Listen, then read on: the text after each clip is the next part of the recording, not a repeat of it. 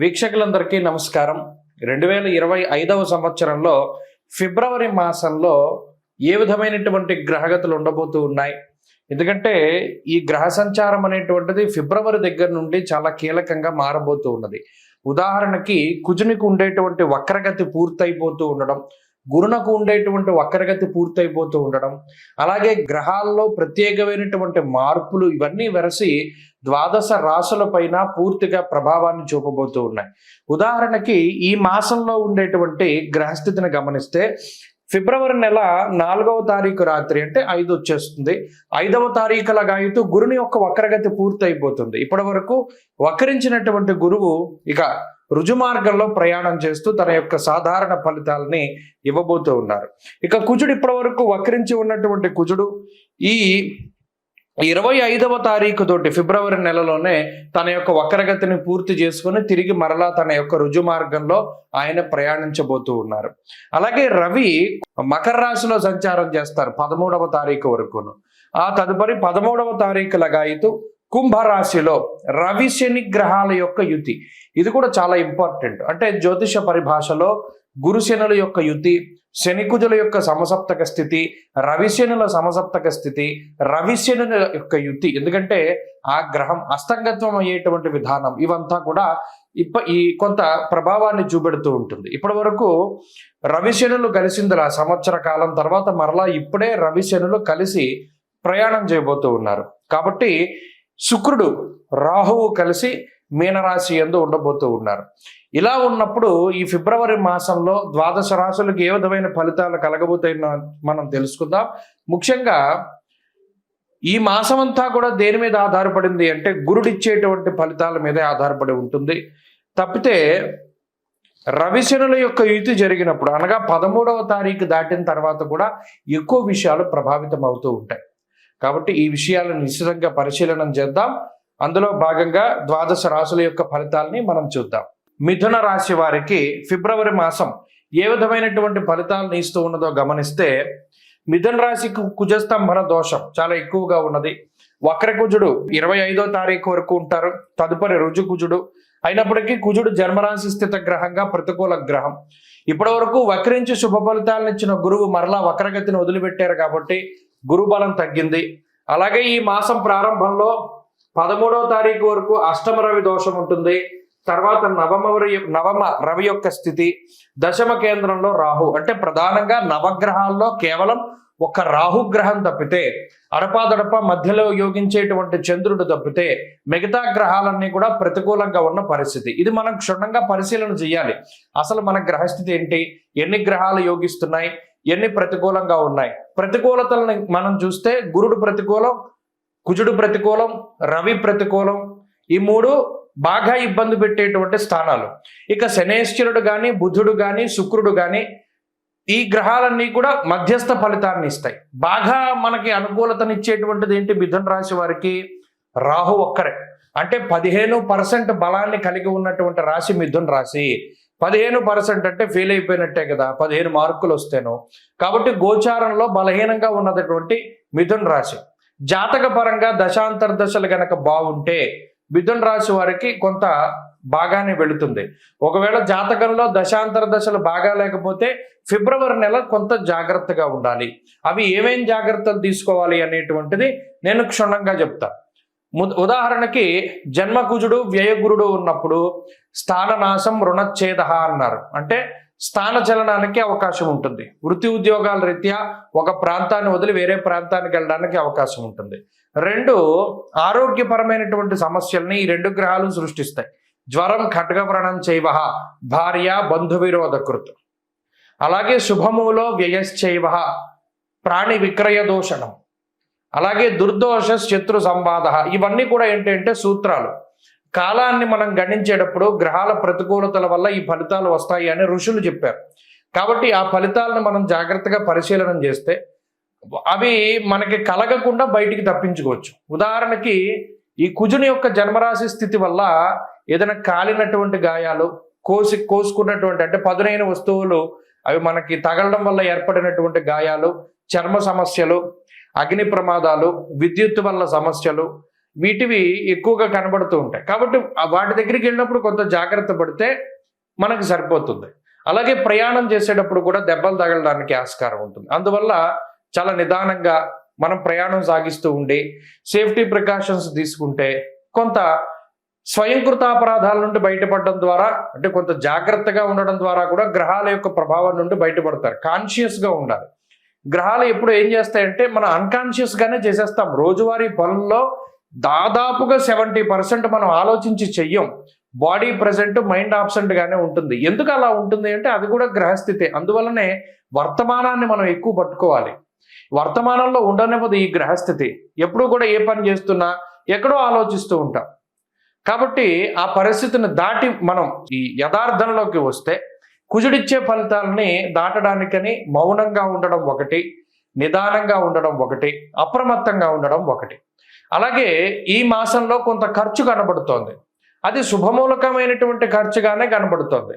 కాబట్టి ఒకవేళ డబ్బు ఖర్చు పెట్టవలసి వచ్చినా భయపడాల్సిన పని లేదు. అది శుభ కార్యక్రమాలకే ఖర్చు అవుతుంది అనేటువంటి విషయాన్ని దృష్టిలో పెట్టుకోవాలి. ఇక బంధుమూలకంగా కానీ లేదా ప్రయాణాల వల్ల కానీ కొంత ధనాన్ని ఖర్చు పెట్టవలసి వస్తుంది. ఆ రకంగా కూడా కొంత మనం ప్రిపేర్డ్గా ఉండడం మంచిది. ప్రత్యేకించి ఎప్పుడూ కూడా పక్క వాళ్ళ వెహికల్స్, పక్క వాళ్ళ వస్తువులు లేదా వాళ్ళు సెంటిమెంట్గా ఉపయోగించేటువంటి వస్తువులు ఏవి కూడా మీరు వాడకండి. ఎందుకంటే అవి మీ చేతిలో పాడైపోయే ప్రమాదాలు ఎక్కువ. దానివల్ల మీ స్నేహము లేదా వారికి మీకు ఉండేటువంటి స్నేహం దెబ్బతింటుంది. అందువల్ల బెస్ట్ సజెషన్ ఈ నెలలో ఏంటి అంటే, మీ బండి పాడైపోయింది, నడుచుకుంటూ వెళ్ళండి లేకపోతే బస్సు ఎక్కి వెళ్ళండి, కానీ పక్కవాడి బండి అడిగి వెళ్తే ఆ బండిని ఎవడోవాడు వచ్చి గుద్దుతాడు. మీకు బాగానే ఉంటుంది, బండి నాశనం అయిపోతుంది. అది మనం ఏం చేయలేని పరిస్థితి. ఇటువంటి విచిత్రమైన వాతావరణం ఉంటుంది. మనకు లేనప్పుడు అన్నీ మన దగ్గర ఉంచుకుని జాగ్రత్తగా మనం నిదానంగా ముందుకెళ్ళిపోవడం మంచిది. తప్పితే పక్క వాళ్ళది ఆశించడము, పక్క వాళ్ళ హెల్ప్ అడగడం ఇవి చాలా తగ్గించుకోవాలి. ఇది ప్రధానంగా ఈ మాసంలో ఈ రాశి వారు గుర్తుపెట్టుకోవాలి. కాబట్టి రాహు బలం మీద వెళుతున్నాం కాబట్టి మిథున రాశి వారు అందరూ కూడా కొంత మాయ అనేటువంటిది సహాయం చేస్తుంది. కొన్ని సందర్భాల్లో మాయగా కొన్ని అపాయాల నుండి బయటపడతారు, మాయగా కొన్ని సందర్భాల్లో అపాయంలో పడతారు. కాబట్టి ఇది కొంత జాగ్రత్తగా చూసుకుంటే మంచిది. కాబట్టి ఈ మాసంలో ప్రత్యేకించి సూర్యారాధన ప్రధానంగా చేయండి. సూర్యుడిని గనక ఆరాధన చేస్తే ఈ మాసం చాలా అద్భుతంగా ముందుకు సాగుతూ ఉంటుంది. కుంభమేళ 2025 సంవత్సరంలో మొదటి నెలలో వస్తూ ఉన్నటువంటి అతి పెద్ద హిందూ పండగగా మనం దీన్ని చెప్పుకోవచ్చును. కానీ చాలామంది మనలో అంటే కుంభమేళ అనగానే మనకి నాగసాధువులు కనబడతారు. అలాగే ప్రయాగ్రాజ్లో జరుగుతూ ఉన్నది, భారీ సెట్టింగులు కనబడుతూ ఉన్నాయి. నిజానికి కొన్ని కోట్ల మంది, 40 కోట్ల మందికి పైగా ఈ కుంభమేళాలో పాల్గొంటారు అని చెప్పి అధికారికంగా వినిపిస్తూ ఉన్నటువంటి మాటలు. అయితే ఇంత పెద్ద ఉత్సవానికి చాలామందికి రీజన్ తెలియదు. అంటే చాలామంది మనలో కుంభమేళానికి వెళ్తున్నాం, మేము స్నానం చేద్దాం అనుకుంటున్నాము, ప్రయాగలో స్నానం చేస్తాము, దాని తర్వాత గయ వెళ్తాము, దాని తర్వాత కాశీ వెళ్తాము, ఇవన్నీ చెప్తారు. నిజానికి అసలు మనం చేస్తూ ఉన్నటువంటి దానికి పారమార్థికం ఏమిటి అంటే, కుంభమేళ అంటే ఏమిటి, మనం అక్కడికి ఎందుకు వెళ్ళాలి, దానిలో ఎందుకు స్నానం చేయాలి. ముఖ్యంగా పేరు చూస్తే కుంభమేళ, ఇది హిందూ పదం. కుంభ అంటే మనం రాసుల్లో కూడా కుంభరాశి మనకి కనబడుతూ ఉంటుంది. ఒక పురుషుడు ఒక కుండని పట్టుకుని నుంచుని ఉంటాడు, అది కుంభరాశిగా ప్రతీతి. అలాగే మేళ అంటే కలయిక. నిజానికి కుంభమేళ అనే పేరు ఎక్కడి నుండి వచ్చిందంటే, కుండలో ఉన్నటువంటి తేనె, అంటే దీన్ని ముఖ్యంగా అమృతం కింద చెప్తారు. దేవతలు రాక్షసులు 12 సంవత్సరాల పాటు మందర పర్వతాన్ని ఆధారంగా చేసుకుని పరమేశ్వరుడైనటువంటి మహానుభావుడు శ్రీ మహావిష్ణువు ఆయన కూర్మావతారంలో కింద పర్వతం కింద ఉండగా వీళ్ళు కవ్వం కింద చేసుకుని ఈ దేవతలు రాక్షసులందరూ కూడా అమృతం కోసం ఈ పర్వతాన్ని జిలుకుతారు. అదంతా కూడా మనకి తెలిసినటువంటి విషయమే. అయితే ఇలా 12 సంవత్సరాలు ఈ పర్వతాన్ని అంటే ఆ క్షీరసాగరాన్ని మధించిన తర్వాత 12 సంవత్సరాల తర్వాత మనకి అమృతం వస్తుంది. ఈ వచ్చినటువంటి అమృతాన్ని ఎవరు తీసుకోవాలి అనేటువంటి ఈ తోపులాట్లో ఆ కుండలో ఉన్నటువంటి ఆ అమృతము 4 చినుకులు అంటే చిన్న చిన్నవి 4 ప్రాంతాల్లో పడతాయి భారతదేశంలో. ఆ 4 ప్రాంతాలే ప్రయాగ్రాజ్, ఉజ్జయిని, అలాగే నాసిక్లో ఉన్నటువంటి త్రయంబకేశ్వర్, ఇక 4వది హరిద్వార్. మీరు ఎప్పుడైనా చూడండి కుంభమేళాలు జరిగినప్పుడు ఈ 4 ప్రాంతాల్లోనే జరుగుతాయి. దానికి కారణం ఇది. ఆ అమృతం, ఆ కుండ ఏదైతే మహానుభావుడైనటువంటి శ్రీ మహావిష్ణు స్వరూపంలో ఆయన ధన్వంతరి తీసుకొచ్చినటువంటి అమృత కలశం ఉన్నదో దానిలో నుంచి 4 బిందువులు పడ్డాయి భారతదేశంలో ఈ 4 ప్రాంతాల్లో. అందుకనే ఈ 4 ప్రాంతాల్లోనూ కుంభమేళా అనేటువంటిది నిర్వహిస్తారు. ఫస్ట్ ఆఫ్ ఆల్ ఈ పాయింట్ మనం గుర్తుపెట్టుకోవాలి. ఇక రెండవది, ఎప్పుడెప్పుడు జరుగుతాయండి కుంభమేళా అంటే, ప్రతి కుంభమేళా అంటే ఇందులో మనం ఒకటి గుర్తుపెట్టుకోవాలి, 12 సంవత్సరాలకి ఒకసారి కుంభమేళా జరుగుతుంది. అయితే ఇది ఎలా జరుగుతుంది? కాల నిర్ణయం 12 సంవత్సరాలు. ఇప్పుడు మనం గురుని బట్టే మనం పుష్కరాలు వస్తూ ఉన్నాయి. గురుని బట్టి ఎందుకు వస్తాయి పుష్కరాలు? అది కూడా మనం ఆలోచించాలి. మనం గుడ్డిగా వెళ్ళిపోకూడదు.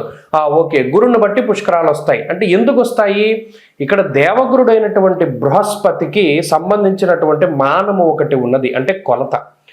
బారుహస్పత్య మానము అన్నాం. ఇప్పుడు మనం ఉన్నాము చాంద్రమానాన్ని అనుసరిస్తాం. సౌరమానం ఒకటి ఉంటుంది, బారుహస్పత్యమానం ఒకటి ఉంటుంది. ఇలా కాలానికి ఉండేటువంటి కొలమానాలు ఒక్కొక్క గ్రహాన్ని ఆధారంగా చేసుకుని ఒక్కొక్కటి ఉంటూ ఉంటాయి.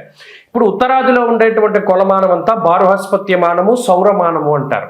ఈ సౌరమానం, బారుహస్పత్యమానాల ఆధారంగా సూర్యుడు గురుడికి సంబంధించినటువంటి గ్రహ గమనాలను బట్టే ఈ కుంభమేళా వస్తూ ఉంటుంది. ఈ రవిగురుల యొక్క మార్పులు, ముఖ్యంగా రవిగురులు ఇద్దరూ కలిసి వృశ్చిక రాశిలో ఉన్నప్పుడు ఉజ్జయినిలో ఈ కుంభమేళా నిర్వహిస్తారు. అలా కాక రవి మకర రాశిలో సంచరిస్తూ గురుడు వృషభ రాశిలో సంచారం చేసినప్పుడు ప్రయాగలో కుంభమేళా నిర్వహిస్తారు. అలాగే రవి మేషరాశి యందు గురుడు కుంభరాశిలో ఉండగా హరిద్వార్లో కుంభమేళా నిర్వహిస్తారు. అలాగే రవి గురులు ఇద్దరు కూడా సింహరాశిలో సంచారం చేస్తూ ఉన్నప్పుడు ఆ సమయంలో నాసిక్లో ఉన్నటువంటి త్రయంబకేశ్వర్లో మనకి కుంభమేళా నిర్వహిస్తారు. కాబట్టి ఎప్పుడు పడితే అప్పుడు రావు. ఇందులో 12 సంవత్సరాలకి ఒకసారి కుంభమేళా వస్తుంది. 12 కుంభమేళాలు పూర్తయితే దాన్ని ఒక మహాకుంభమేళా అన్నారు. అంటే ఈ లెక్కన మహాకుంభమేళా ఎప్పుడు వస్తుంది? 12లో 144 సంవత్సరాలకి ఒక్కసారి మాత్రమే మహాకుంభమేళా వస్తుంది. ఈ కుంభమేళా వచ్చింది అంటే ఈ 45 రోజుల పాటు సిద్ధులు, యోగులు, మునులు, ఋషులు, కంటికి కనబడనటువంటి శరీరాలతో తిరుగుతూ ఉండేటువంటి వారు, తేజస్వరూపులు, దేవతలు, యక్షులు, కిన్నెరలు, కింపురుషులు, గంధర్వులు ఎవరైతే ఉన్నారో వారందరూ కూడా ఈ కుంభమేళాలో స్నానం ఆచరిస్తారు. అందుకనే దానికి అంతటి ప్రాధాన్యత. మరి ఇంతమంది మహానుభావులు స్నానం చేస్తూ ఉంటే అందులో కూడా మనం ఆ సమయంలో స్నానం చేయడం ద్వారా ఈ శరీరాన్ని అంటిపెట్టుకున్నటువంటి పాపరాశి అంతా దగ్ధమైపోతుంది అన్నాడు. ఇంకా అంతకు మించి మానవ జన్మకి కావాల్సింది ఏముంది? ఆ స్నానం ద్వారా కుంభమేళాలో ఈ శరీరాన్ని భగవంతుడిచ్చినందుకు, ఈ శరీరంతోనే కాకుండా గత జన్మల్లో చేసినటువంటి సంచిత ఆగామి ప్రారబ్ధ కర్మలన్నింటినీ కూడా పోగొట్టుకోవడానికి ఇదొక అద్భుతమైనటువంటి అవకాశం. స్వస్తి.